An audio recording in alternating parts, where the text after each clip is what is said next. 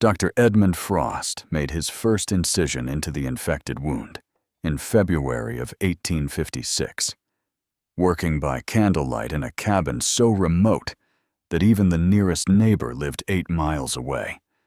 The child's fever had nearly killed her before he arrived. What troubled him more than the neglected infection was the way the 3 children watched him, silent and motionless, as though afraid to breathe without permission. The Weaver homestead sat in a hollow so deep that winter fog never fully lifted. Frost had ridden for 6 hours through frozen woodland after receiving word from a trapper that a family needed medical attention. The cabin itself was sturdy enough, built from hand-hewn logs, but the windows had been boarded from the inside. When Ma Weaver finally allowed him entry, he counted the ways the structure had been modified to keep people in rather than out. 3 children. Caleb, the eldest at 18, stood nearly 6 feet tall, but moved with the uncertain gait of someone unused to his own body. His skin held the pallor of insufficient sunlight. June, 16, had tended her younger sister's wound with competence, but her hands shook when Ma Weaver entered the room. Lily, the patient, was 14 and dangerously thin. All 3 wore clothing that had been mended so many times the original fabric was difficult to identify. Ma Weaver herself was a woman of perhaps 50 years, though hardship made precise aging difficult. She spoke in the clipped manner of someone who expected absolute obedience and had never been disappointed. When Frost suggested the children needed better nutrition and more physical activity, she informed him that she alone determined what her children required. The conversation ended there. As Frost cleaned and dressed Lily's wound, he observed the cabin's interior. No books, no newspapers, no evidence of any connection to the outside world beyond the barest necessities. The children's sleeping area was separated from the main room by a hanging blanket, and through the gap he glimpsed pallets on the floor rather than proper beds.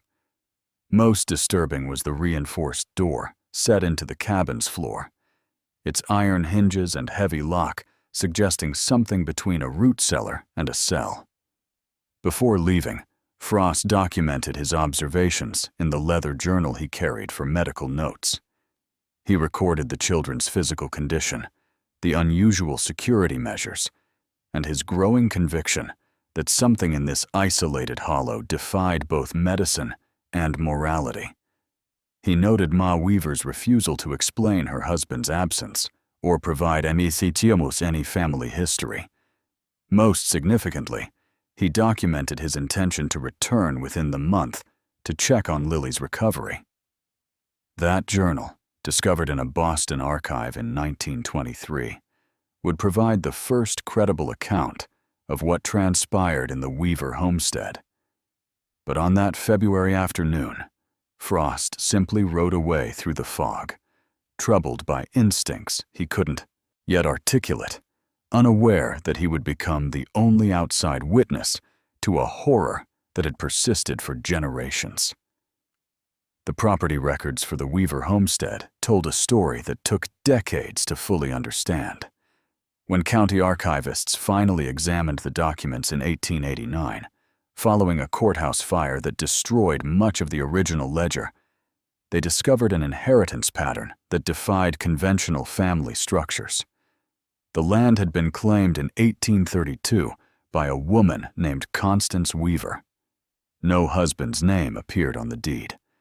The next transfer occurred in 1847, passing to her daughter Rebecca Weaver, again with no male co-owner listed.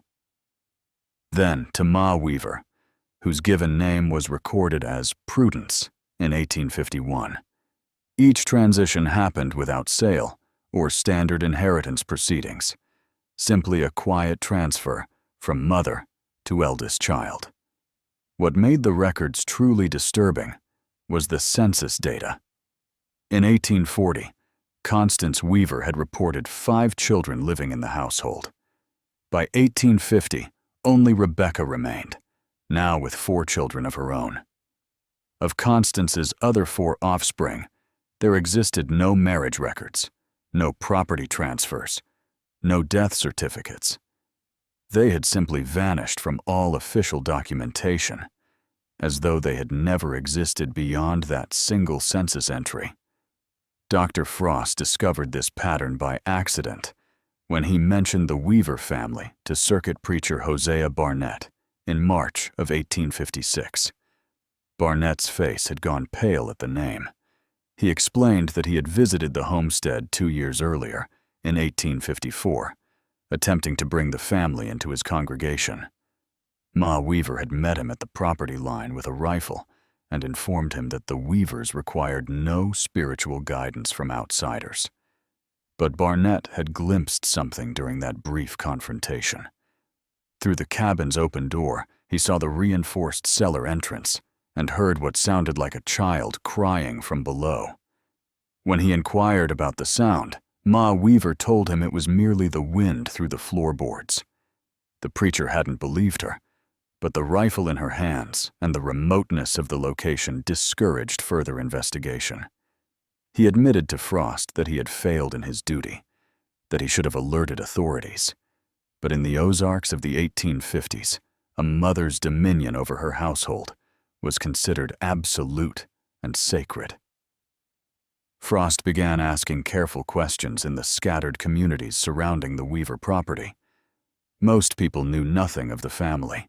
Those who did speak of them did so in hushed tones, sharing fragments of unsettling folklore.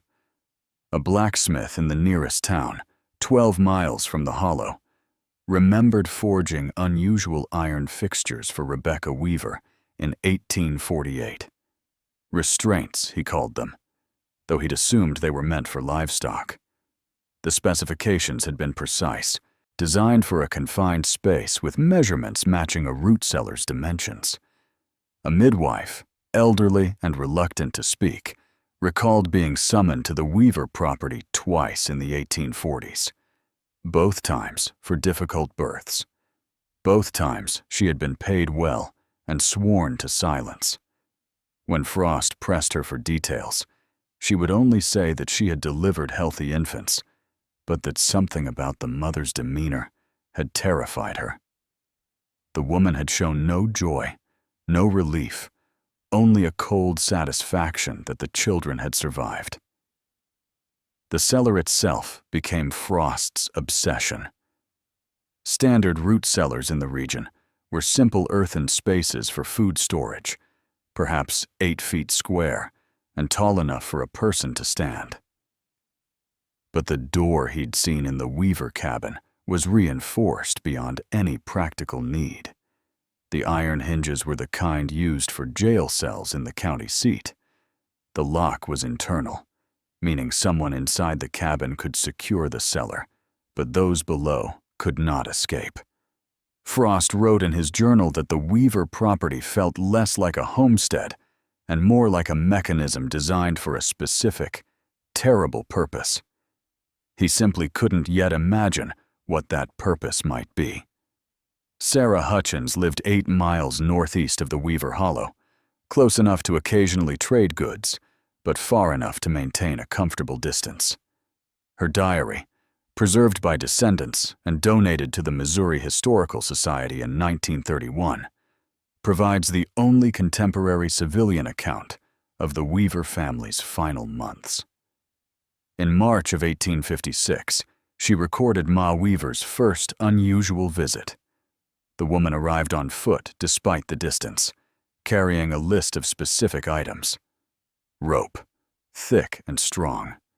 Candles, far more than any household would need for ordinary use. Dried herbs that Sarah recognized from her grandmother's folk remedies. Plants associated with old superstitions about fertility and bloodline purity. Ma Weaver paid in silver coins, unusual for the barter economy of the region, and insisted on counting out exact amounts. During that visit, Ma Weaver mentioned that Caleb would soon turn 18. She spoke of the date with the gravity others might reserve for discussing a wedding or funeral.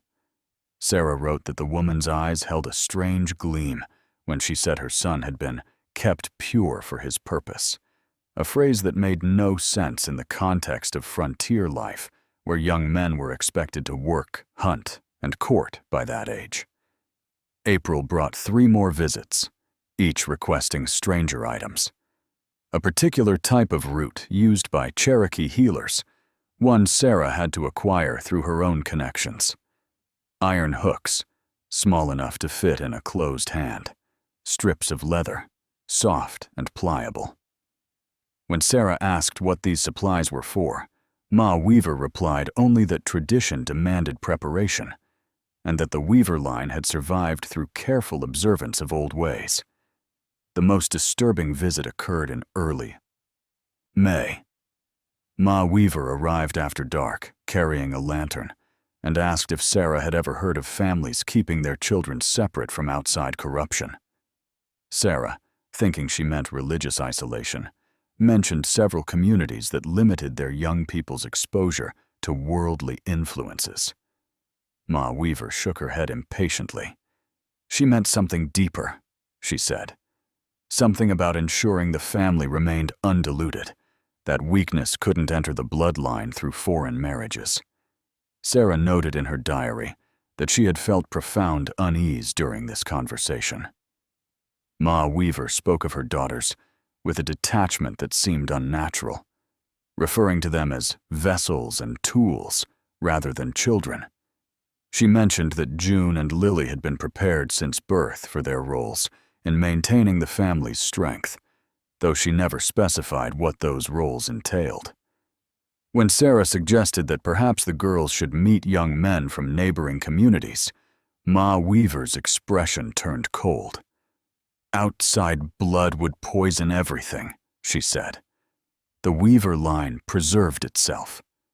By late May, Sarah recorded that she had stopped accepting Ma Weaver's visits. The woman's requests had become too specific, too purposeful, and the accumulation of supplies suggested preparation for something Sarah didn't want to imagine. She wrote that she considered alerting authorities, but dismissed the idea, knowing that mothers in isolated homesteads often held unusual beliefs, and that frontier law rarely intervened in family matters unless violence was reported. The final entry regarding the Weavers, dated June 2nd of 1856, described seeing June Weaver in the woods near the property line. The girl had been gathering wild herbs, but froze when she saw Sarah, like a deer startled by hunters. Sarah approached carefully, asking if everything was well at home. June's response was barely audible. She said that Caleb's birthday was in 1 week, and that Mother had said everything would change afterward. When Sarah asked what she meant, June simply turned and ran back toward the hollow.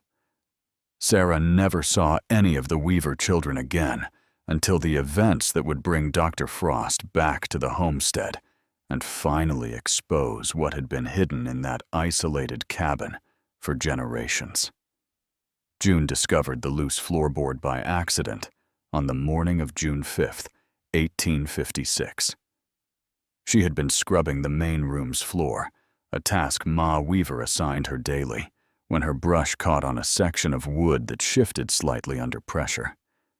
The board was near the stone fireplace, worn smooth by decades of foot traffic, and had been cut to fit so precisely that its edges were nearly invisible.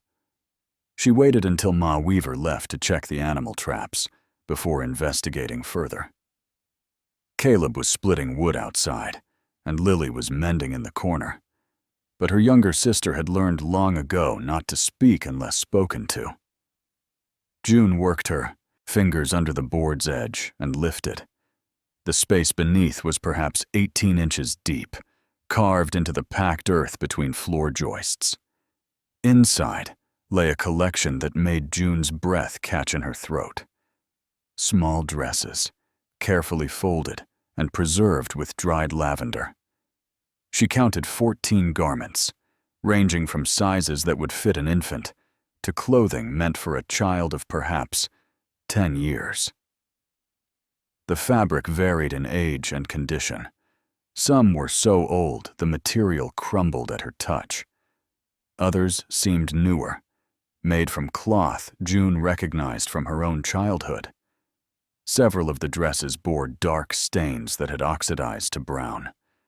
June had helped prepare game animals often enough to recognize the color of old blood. Beneath the clothing she found letters, 3 of them, written on paper yellowed with age. The handwriting differed in each, suggesting different authors, but all were addressed to Mother, and the content made June's hands shake as she read. The first letter, dated 1843, was written in a child's uncertain script. It begged forgiveness for unnamed failures and pleaded for release from the cellar. The second, from 1848, was more coherent, but desperate, asking why the writer's sisters had disappeared and whether she would disappear too.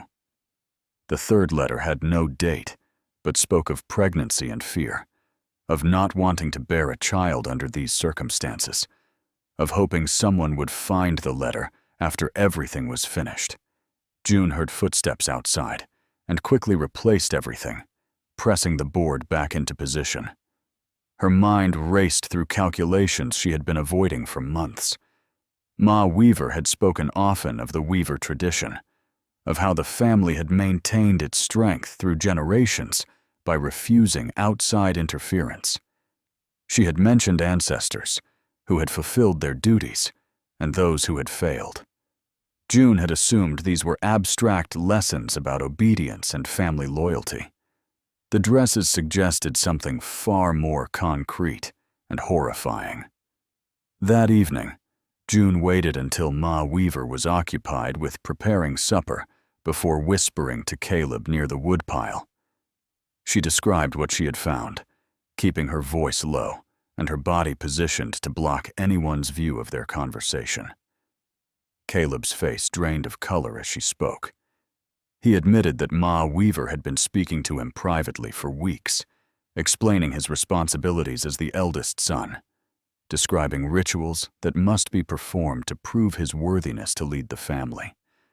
He had assumed she meant hunting or building skills. Now, with June's discovery, he understood she meant something else entirely. Lily joined them after dark, moving silently as she had learned to do. June showed her younger sister the hiding place, and together they examined the evidence by candlelight while Ma Weaver slept. Lily pointed out that one of the smaller dresses had been hers, a garment she remembered wearing at age 7. But that had disappeared from her possession years ago.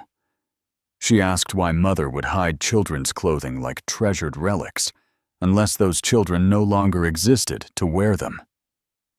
The 3 siblings sat in the darkness of the main room, listening to their mother's breathing from behind the partition, and recognized that Caleb's 18th birthday, now just 4 days away, marked a deadline they didn't yet fully understand, but knew they had to prevent. On the evening of June 8, 1856, Ma Weaver unlocked the cellar door for the first time in Caleb's memory. She ordered her daughters to descend the wooden stairs and prepare the space according to her exact specifications. Caleb stood frozen near the fireplace as his mother explained that the next day would determine whether he was worthy of the Weaver name or whether he would fail as others before him had failed. The cellar was larger than Caleb had imagined, perhaps 12 feet square, with a ceiling high enough for him to stand upright.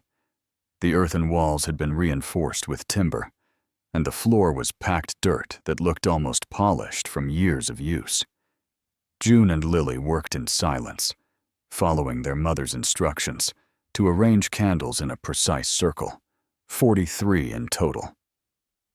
The number had significance that Ma Weaver didn't explain, though she checked their placement obsessively, adjusting positions by inches. The iron fixtures Caleb had glimpsed during Dr. Frost's visit were revealed in full. Chains mounted to the walls at intervals, their purpose unmistakable. Hooks driven into the support beams overhead. a table constructed from rough planks, its surface stained dark in the center.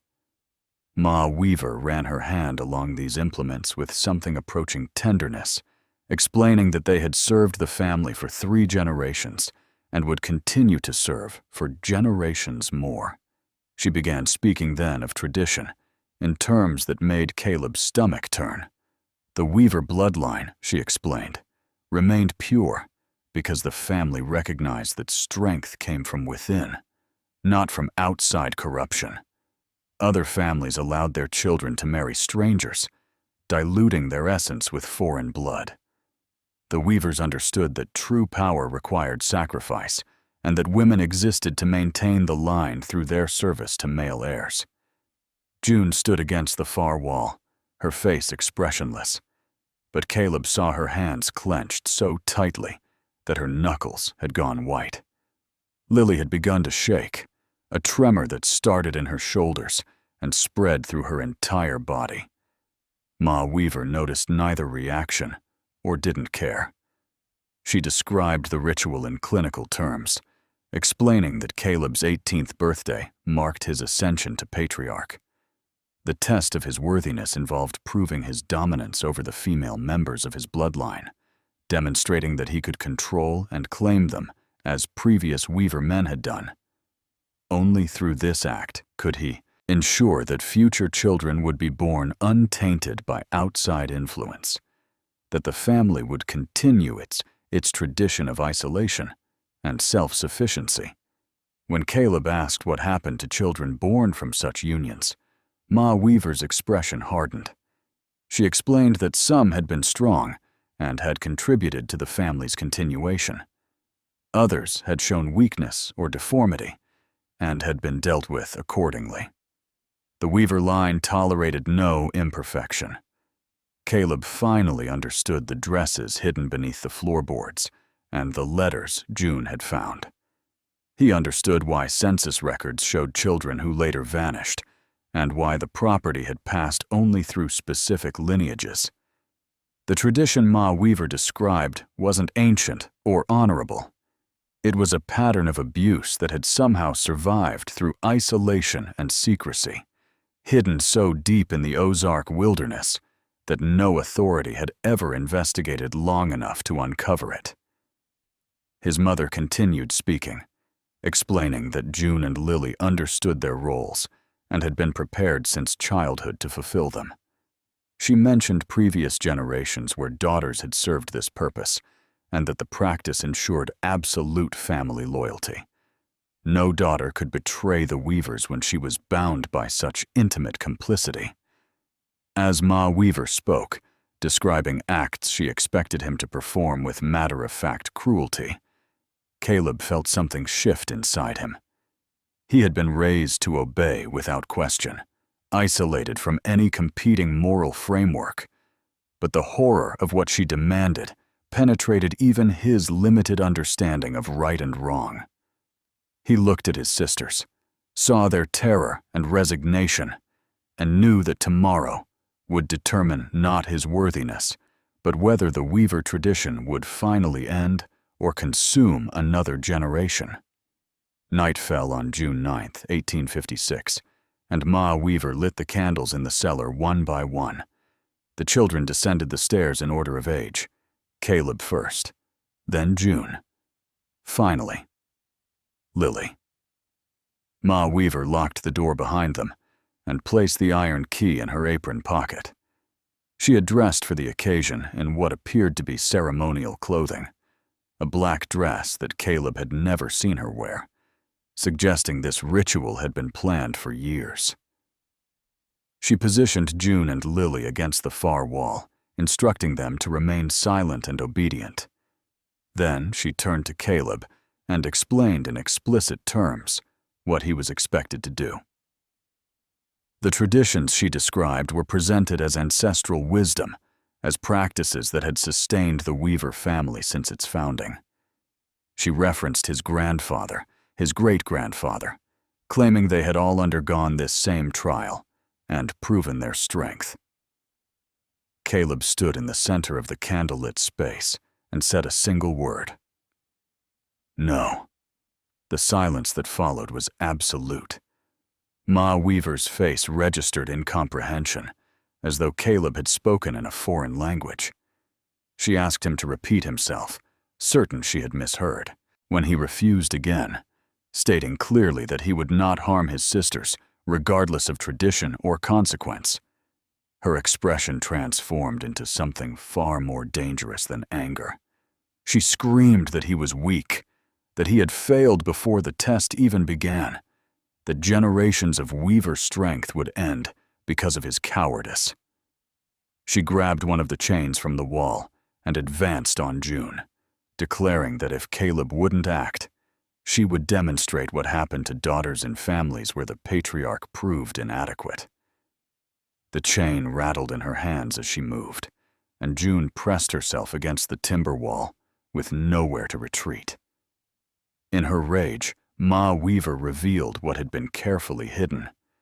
She spoke of the previous generation, of Caleb's own origins, admitting that his father had been her brother, that Caleb himself was the product of the very tradition she demanded he continue. She referenced the children who had resulted from such unions across the decades, describing in clinical terms which ones had survived to continue the pattern, and which had been too damaged to serve any purpose. She mentioned specific dates and locations within the property: the corner of the cellar where weak infants had been buried, the forest section where slightly older children had been abandoned when their deformities became apparent, the well that had been sealed in 1848 after serving as a repository for those who couldn't be buried near the cabin. Each revelation was delivered with the detached tone of someone discussing crop rotation or livestock management. Lily began to weep silently, her body sliding down the wall until she sat in the dirt. June remained frozen, watching their mother with an expression somewhere between terror and calculation. Caleb felt the full weight of understanding settle on him. Every ancestor Ma Weaver had praised, every tradition she had sanctified, was built on the systematic abuse of children who had no escape and no voice. Ma Weaver turned back to Caleb, the chain still gripped in her hand, and gave him one final chance to prove himself. She pointed to June and repeated her command, her voice dropping to the same tone she had used throughout their childhood when obedience was not negotiable. The candles cast shadows that made the cellar seem alive, and the iron fixtures gleamed in the flickering light like instruments awaiting their purpose. Caleb looked at his mother, this woman who had shaped his entire existence around a horrifying legacy, and recognized that whatever happened next would determine not just his future, but whether the pattern of abuse that had destroyed countless lives would finally be broken, or would claim another generation of victims. Ma Weaver raised the chain above her head, preparing to strike June for Caleb's defiance. In that moment of distraction, with her attention focused on punishing her daughter, June saw an opportunity that would never come again. Of the iron hooks hung within reach on the wall behind her, smaller than the chains, but heavy enough to serve as a weapon. She seized it and swung with every ounce of desperate strength she possessed. The metal connected with Ma Weaver's shoulder, and the older woman stumbled sideways, dropping the chain. The sound that emerged from her throat was equal parts pain and fury, a howl of rage that someone under her absolute control had dared to resist. Caleb moved then, tackling his mother before she could recover. They crashed into the dirt floor together, scattering candles and plunging sections of the cellar into shadow. Ma Weaver fought with the strength of someone who had spent decades wielding unchallenged authority, clawing at Caleb's face and screaming that he would be punished for his betrayal, that all three children would suffer for this rebellion. June grabbed the chain her mother had dropped and wrapped it around Ma Weaver's wrists as Caleb pinned her arms. Lily, shaking violently, retrieved another length of chain from the wall. Together, the three siblings secured their mother, using the very restraints she had prepared for them, locking her wrists and ankles to the iron fixtures mounted in the cellar's center post. Ma Weaver's threats filled the space, echoing off the earthen walls. She promised they would starve without her guidance, that they were too weak to survive alone, that the authorities would never believe children who attacked their mother. She invoked the Weaver ancestors, claiming their spirits would punish this desecration of tradition. As her fury exhausted itself into bitter cursing, Lily spoke for the first time that night. Her voice was barely audible, but what she said made both her siblings freeze. She described finding something months earlier while retrieving stored vegetables from the cellar, something she had been too terrified to mention. In the corner where Ma Weaver had referenced burying weak infants, Lily had discovered bones while digging to expand the storage space. Small bones. The skeleton of a child perhaps 6 months old, its skull showing an abnormality that explained why it hadn't been allowed to live. She had reburied the remains and said nothing, knowing that to speak of it would invite her mother's wrath. But now, with Ma Weaver chained and helpless, Lily could finally give voice to the horror she had carried alone. The revelation broke something in Caleb. He demanded his mother explain how many children had died in this cellar, how many generations the practice had continued. Ma Weaver, perhaps recognizing that her control was truly shattered, answered with cold precision. She cited numbers spanning back to 1832, when her grandmother had first established the homestead specifically for this purpose, choosing the location for its isolation and establishing the pattern that each generation had maintained. She explained the selection process, how children who showed promise were raised to continue the tradition, while those who exhibited weakness or deformity were eliminated. She referenced specific locations throughout the property where remains had been disposed of, speaking of murder with the same casual tone others might use to discuss pruning dead branches. June asked the question that had haunted her since finding the letters. What happened to the daughters who resisted? Ma Weaver's smile was terrible to witness. They learned obedience eventually, she said, or they joined the children in the unmarked graves. The three siblings stood in the candlelight, their mother secured to the post, and faced an impossible reality. They were miles from any authority, in the dead of night, with no proof that would be believed in an era when parental discipline was considered sacred. Ma Weaver, despite her restraints, still believed she would ultimately prevail, that the isolation that had protected the Weaver tradition for decades would protect it still. Her laughter filled the cellar as she told them they had only delayed the inevitable. Dr. Edmund Frost had spent the past 3 months troubled by his February visit to the Weaver homestead. Something about the children's condition and Ma Weaver's rigid control had lodged in his mind like a splinter, festering despite his attempts to focus on other patients. When a break in the summer weather provided safe passage through the wilderness, he made the decision to return unannounced on June 12, 1856. He arrived in the early afternoon to find the cabin eerily silent. No smoke rose from the chimney despite the cool mountain air. No sounds of daily activity carried from inside. When his knocking produced no response, Frost tested the door and found it barred from within. He called out, identifying himself, and heard movement followed by whispered voices. After several minutes, the door opened a crack. Caleb stood in the gap, his appearance shocking even to a physician accustomed to frontier hardship. The young man looked as though he hadn't slept in days, his eyes sunken and his hands shaking. Behind him, Frost glimpsed June and Lily huddled near the fireplace, both wrapped in blankets despite the season. Caleb asked why Frost had come. The doctor explained his concern about Lily's recovery and his general uneasiness about the family's welfare. At this, something in Caleb's expression crumbled. He asked if Frost could be trusted, if a physician's oath meant he would help people even when the truth was difficult to hear. Frost assured him that his duty was to his patient's well-being above all else. The story that emerged over the next hour defied everything Frost thought he understood about human nature. Caleb spoke in halting sentences, frequently stopping to collect himself, describing the events of 3 nights prior.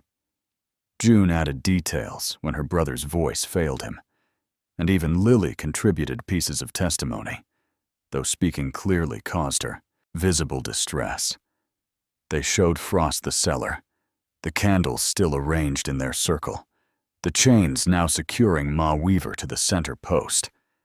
The woman had stopped speaking entirely, staring at the wall with an expression of such hatred that Frost instinctively stepped back. They showed him the loose floorboard and its contents, the small dresses and desperate letters. Lily led him to the corner where she had found infant bones, and Caleb pointed to locations throughout the property that Ma Weaver had identified as burial sites. Frost's medical training provided no framework for processing such systematic cruelty. He examined Ma Weaver briefly, confirming she was physically unharmed, though severely dehydrated from 3 days without water.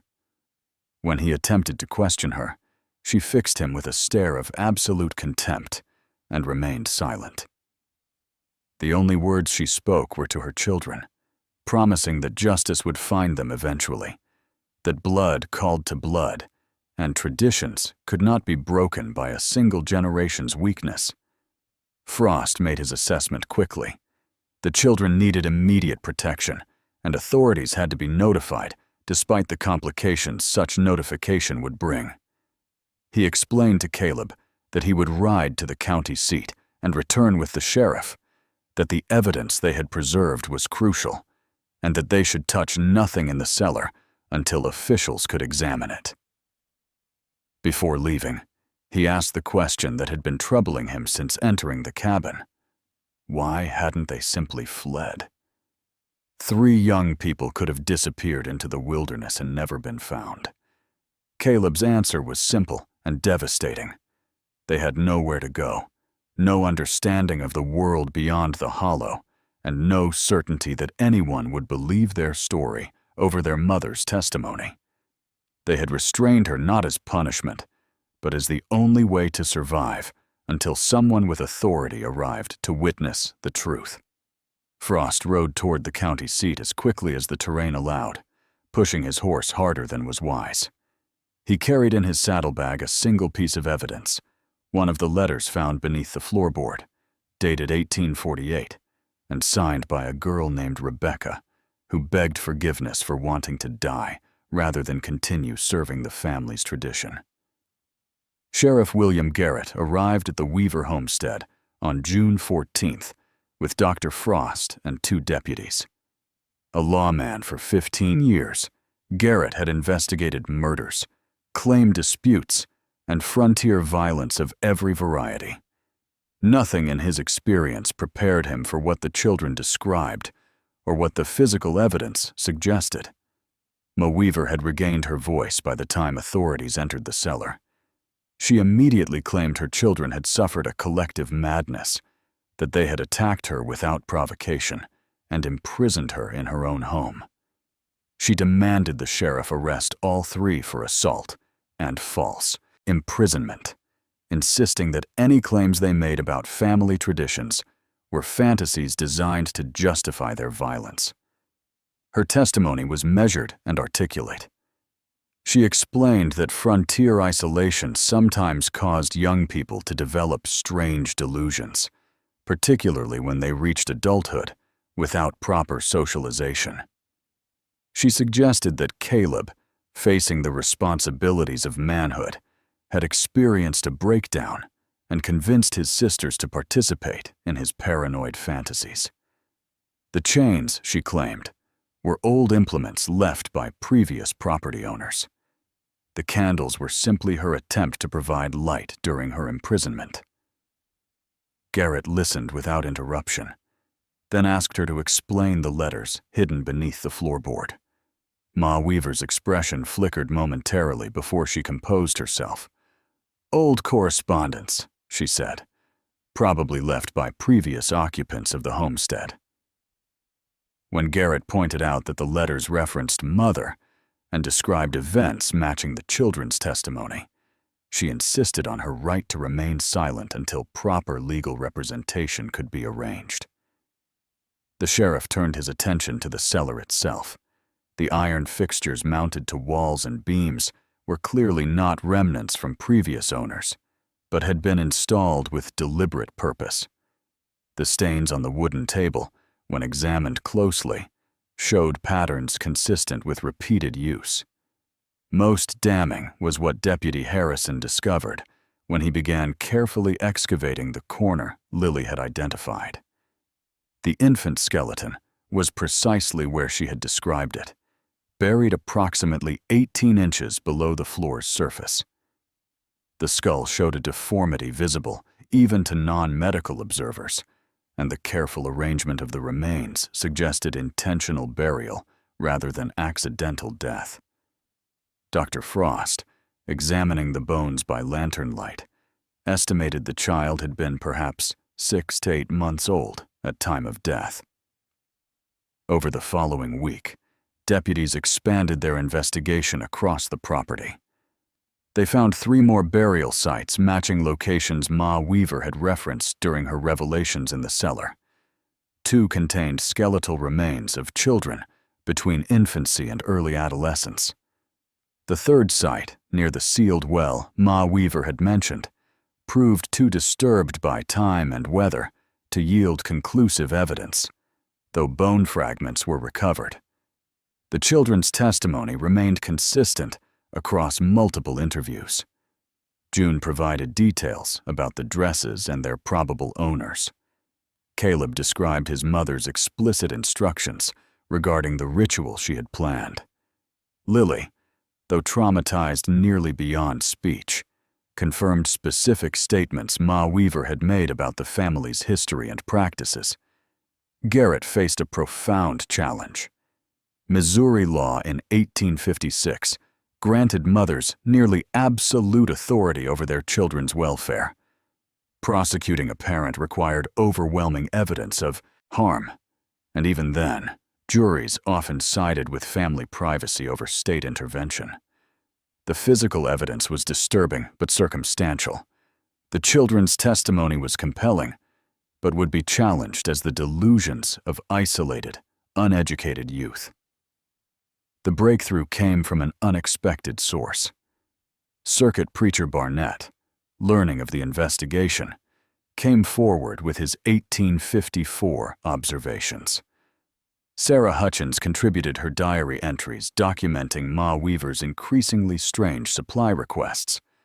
Most significantly, county archivists discovered the pattern of missing children in census records, showing a clear trail of offspring who appeared in one decade and vanished by the next with no documentation of marriage, migration, or death. On June 22nd, Sheriff Garrett formally arrested Prudence Weaver on suspicion of multiple murders spanning decades. She was transported to the county jail, maintaining absolute silence except to repeat that blood called to blood and that traditions older than law would ultimately prevail over temporary justice. Prudence Weaver died in her cell on July 18, 1856, before trial proceedings could begin. The official cause of death was listed as typhoid fever, a diagnosis that satisfied immediate administrative requirements, but raised questions among those who had interacted with her during her confinement. The county coroner's private notes, discovered decades later in a trunk of miscellaneous documents, suggested the fever's sudden onset and rapid progression were inconsistent with typical disease patterns observed in the region. The jailer who attended her final days reported that Ma Weaver had refused all food and water from the moment of her incarceration, accepting nothing except what could be forced upon her during her lucid periods. Whether she deliberately starved herself as a final act of control, whether she ingested something during her brief moments alone, or whether typhoid genuinely struck remains a matter of historical speculation. What is certain is that her death eliminated any possibility of prosecuting the full scope of crimes committed across multiple generations. Without her testimony, investigators could document only what physical evidence revealed and what the 3 surviving children could verify. The official record, preserved in the county courthouse and later transferred to state archives, lists 4 confirmed child deaths directly associated with the Weaver property. Investigators suspected the actual number was substantially higher, but frontier record-keeping limitations and the property's long history made comprehensive accounting impossible. The burial sites revealed skeletal remains showing various ages at death, from infancy through early adolescence. Dr. Frost, who assisted with examinations, noted in his medical journal that several of the remains displayed bone abnormalities, suggesting genetic issues consistent with close relation parentage.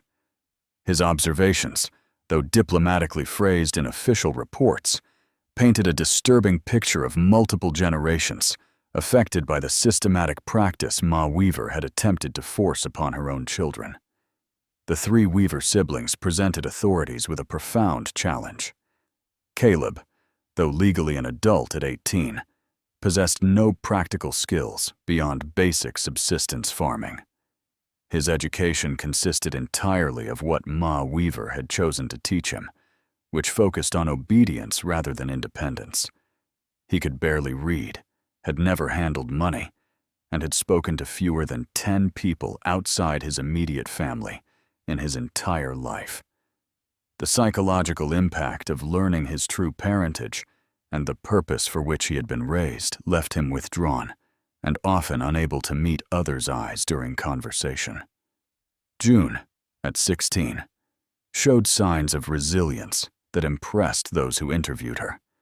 She could read adequately, possessed domestic skills, and demonstrated an intelligence that had survived despite deliberate limitation. Yet she also exhibited behaviors that revealed her trauma.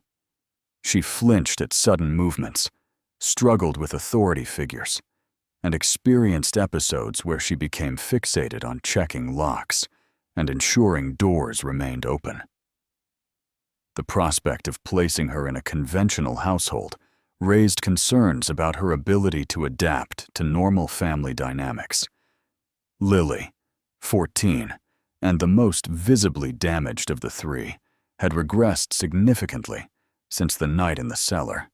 She spoke rarely and only in whispers, required constant reassurance about her physical safety, and showed signs of what physicians of the era could only describe as nervous collapse. The physical recovery from malnutrition would take months. The psychological recovery, everyone recognized, might never fully occur. After extensive consultation between Sheriff Garrett, Dr. Frost, and the county judge, the decision was made to separate the siblings completely. This choice, controversial even at the time, was based on the belief that remaining together would prevent them from establishing new identities free from their shared trauma. Each would be placed with a different family in communities far enough apart that accidental encounter would be unlikely, and each would be given a new surname to obscure their origins. Caleb was sent to a farming family named Bennett near Springfield, introduced as a distant relative who needed work and guidance. County records show he functioned adequately as a hired hand, following instructions and completing assigned tasks with mechanical precision. His employer's diary, preserved by descendants, describes a young man who seemed perpetually elsewhere in his thoughts, who never laughed or showed anger, who simply existed day to day without apparent hopes or ambitions. Around 1863, Caleb vanished from all documentation. Some accounts suggest he enlisted in military service during the Civil War under an assumed name and died in battle. Others claim he simply walked away one morning and disappeared into the Western Territories, where questions about background were rarely asked, and men could reinvent themselves completely. June was placed with a merchant family in a town 60 miles southeast who had recently lost a daughter to scarlet fever and were willing to accept an older adopted child. She was recorded in the 1860 census as June Ashford, and official documents suggest she adapted more successfully than her siblings. She learned the merchant trade, handled customer interactions, and gradually built a reputation as a capable and trustworthy young woman. In 1862, she married Thomas Ridley, a carpenter, and over the following years gave birth to 3 children who survived to adulthood. Yet her descendants, interviewed by historians in the 1930s, when the full Weaver story finally emerged, remembered her as a woman haunted by unspoken fears. She checked on her children compulsively, sometimes waking them multiple times during the night to confirm they were safe. She refused to allow them unsupervised time with extended family members and became physically ill when her husband suggested they might visit his relatives in the Ozarks. She kept every door in her home unlocked at all times and could not tolerate being in enclosed spaces without visible exits. When she died in 1897, her children found hidden throughout her home dozens of letters she had written but never sent, all addressed to her siblings, asking if they remembered what had happened and whether they too struggled to feel fully human. Lily endured the shortest and most difficult life of the 3. Placed with a teacher's family near the Arkansas border, she struggled profoundly with what modern medicine would recognize as severe post-traumatic stress. The family who cared for her, documented in letters to county officials, described a girl who seemed trapped between childhood and some dark knowledge that prevented her from ever feeling safe. She had nightmares that left her screaming about cellars and candles. She sometimes became nonverbal for days at a time, staring at walls and refusing food. She never attended school, never formed friendships, and never recovered the ability to trust that the world contained more kindness than cruelty. She died in 1869 at age 27 of pneumonia, having never married, never spoken publicly about her early life, and never, according to those who knew her, smiled after the age of 14. The Weaver property itself became a source of local unease. Abandoned immediately following Ma Weaver's death, it stood empty through the late 1850s, gradually deteriorating as weather and wildlife reclaimed the clearing. In 1861, during the chaos and violence that accompanied the Civil War's spread into Missouri, the cabin burned to the ground. Whether the fire was accidental, deliberately set by locals who wanted to erase the site's dark history, or started by one of the surviving siblings seeking to destroy the physical manifestation of their trauma, was never determined. The land eventually reverted to wilderness, and by 1880, the exact location of the homestead was known only to a handful of older residents who preferred not to discuss it and discouraged others from asking questions. The full story remained largely suppressed for decades. Frontier communities had little tolerance for scandals that reflected poorly on cherished myths about settlement virtue and family values. The case challenged fundamental assumptions about maternal nature and the sanctity of parental authority, suggesting that isolation could enable horrors that contradicted everything civilized society wanted to believe about itself. Dr. Frost's journal, along with Sheriff Garrett's investigation notes, was filed away in county archives, where bureaucratic neglect proved more effective than any deliberate cover-up. The documents gathered dust until 1923, when a historian researching frontier justice patterns discovered them and recognized their significance. The subsequent investigation, combining archival research with interviews of descendants and local historians, revealed that the Weaver case was not entirely unique. Similar patterns of isolated families maintaining abusive practices across generations appeared in multiple remote regions during the 19th century, protected by geographic isolation, limited communication networks, and cultural reluctance to interfere with parental authority. The Weaver case distinguished itself primarily through the survival of detailed documentation and credible witnesses, allowing historians to reconstruct events with unusual precision. The exact number of victims will never be known. Archaeological surveys of the former Weaver property, conducted in 1957 by researchers from the University of Missouri, identified at least 7 burial sites containing remains of children ranging from infancy to early adolescence. Forensic analysis suggested deaths spanning several decades, though precise dating proved impossible given the burial conditions and the passage of time. How many generations the practice continued before Caleb's refusal finally broke the cycle remains uncertain, though evidence suggests the tradition extended back at least to the 1830s, when Constance Weaver first claimed the isolated property, and possibly to whatever circumstances drove her to seek such extreme isolation in the first place. The Weaver case stands as a haunting reminder of how darkness can flourish when hidden from scrutiny, how traditions can mask systematic cruelty generation after generation, and how victims of profound abuse, even when finally freed, carry scars that echo through their remaining years and sometimes into the lives of their descendants.